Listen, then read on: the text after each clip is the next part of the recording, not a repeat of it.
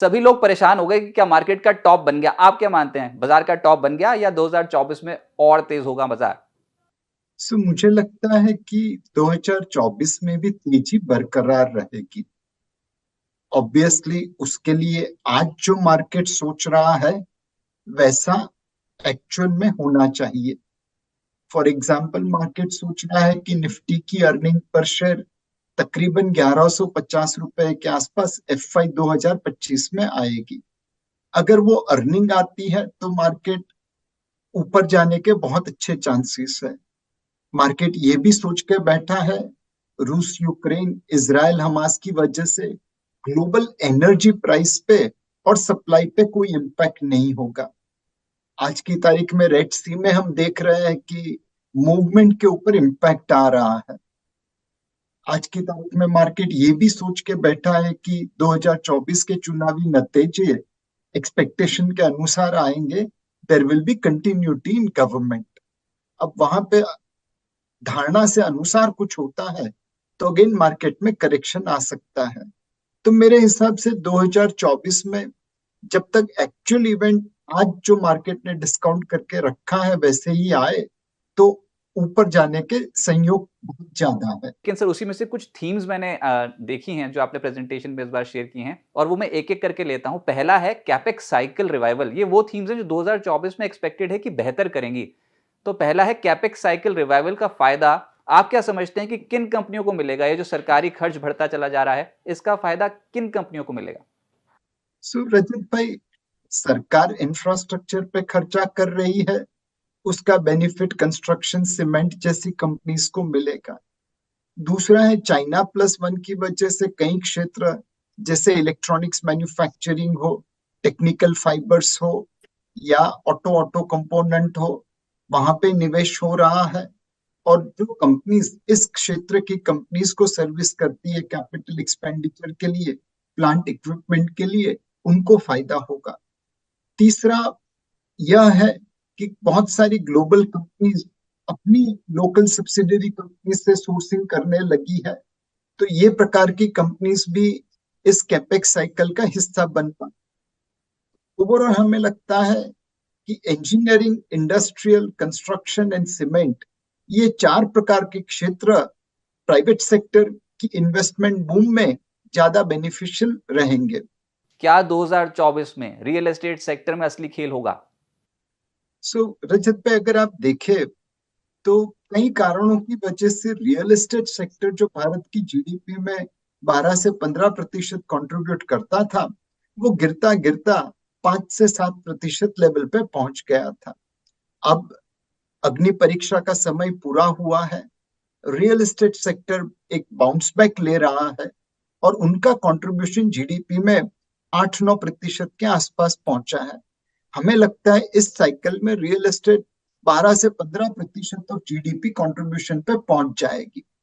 और इसमें सबसे ज्यादा जो ग्रोथ आ रही है वो प्रीमियम हाउसिंग में हो रही है।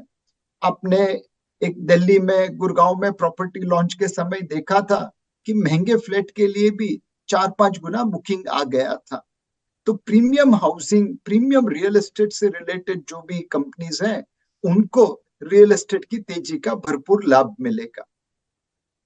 सर हम तो यही सोच रहे थे यहाँ पर दिल्ली नोएडा में कि सप्लाई बहुत ज़्यादा है, बहुत ज़्यादा सप्लाई है तो प्राइसेस उतने बढ़ नहीं रहे हैं। जब बेचने जाओ तो उतने दाम मिलते ही नहीं, खरीदने जाओ तो उसके बाद 3-3, 4-4 करोड़ के प्रोजेक्ट्स लॉन्च हो रहे हैं। आप क्या समझते हैं, ये ओवर सप्लाई है रियल एस्टेट इंडस्ट्री में या फिर जैसे आपने बोला कि प्रीमियम कैटेगरी ये अब आने वाले समय में बिल्डर्स प्रीमियम कैटेगरी के घर ज़्यादा बनाएंगे और इनकी मांग ज़्यादा रहेगी? Real estate location location location पे है। नोएडा में डेफिनेटली सप्लाई ज्यादा है, गुड़गांव में प्रीमियम हाउसिंग की सप्लाई डेफिनेटली कम है। बम्बई में भी अगर देखें तो रीडेवलपमेंट बहुत तेजी से हो रहा है। बट कुछ क्षेत्र ऐसे हैं जहाँ पे सप्लाई उतनी ज्यादा नहीं है और हर किसी को लेट्स से बांद्रा जुहू में रहना है, तो यहाँ पे दाम ऊपर रहेंगे। तो रियल एस्टेट में इस वक्त प्रीमियम हाउसिंग का बोलबाला रहेगा। मास हाउसिंग में आपको कंपाउंडिंग मिलेगी बट बहुत ज्यादा रिटर्न नहीं छूटेगा। अच्छा, फिर जो चौथा सेक्टर ये जो कोटक एएमसी की प्रेजेंटेशन है उसमें है फाइनेंशियल्स। तो सर बैंकिंग और एनबीएफसी कंपनी हम हर बार सुनते हैं कि ये अच्छी ग्रोथ दिखा रहे हैं, रिजल्ट्स भी अच्छे आ रहे हैं, एसेट क्वालिटी में सुधार हो रहा है। लेकिन क्या ये तेज़ी 2024 में आउट परफॉर्मेंस लायक तेज़ी है? मैं इसलिए भी पूछ रहा हूँ क्योंकि निफ्टी का रिटर्न इस साल ज़्यादा है और बैंक निफ्टी का कंपैरेटिव टू निफ्टी 2023 में रिटर्न है कम। सो जो प्राइवेट सेक्टर बैंक है उनके वैल्यूएशन में डी रेटिंग हुई है। अगले साल हमें लगता है कि इन वैल्यूएशन में बाउंस बैक आने का या री रेटिंग होने के बहुत अच्छे चांस है। जैसा आपने बताया, deposit credit growth double digit पे है, एनपीए कंट्रोल में है, बैंक्स की वैल्यूएशन ठीक ठाक है, तो आउट परफॉर्मेंस का इससे अच्छा मौका नहीं मिलेगा। हाँ, फाइनेंशियल सर्विसेज में एनबीएफसी क्षेत्र में आरबीआई ने जो कदम उठाए हैं उसकी वजह से थोड़ी टाइटनेस रहेगी। अनसिक्योर्ड लोन के ऊपर रिस्क वेट बढ़ा है तो हाई रेट लेंडिंग नहीं कर पाएगी। दूसरा, एआईएफ के चलते जो सर्कुलर आया है तो कई एनबीएफसी के बिजनेस मॉडल के ऊपर डायरेक्ट इम्पैक्ट आएगी।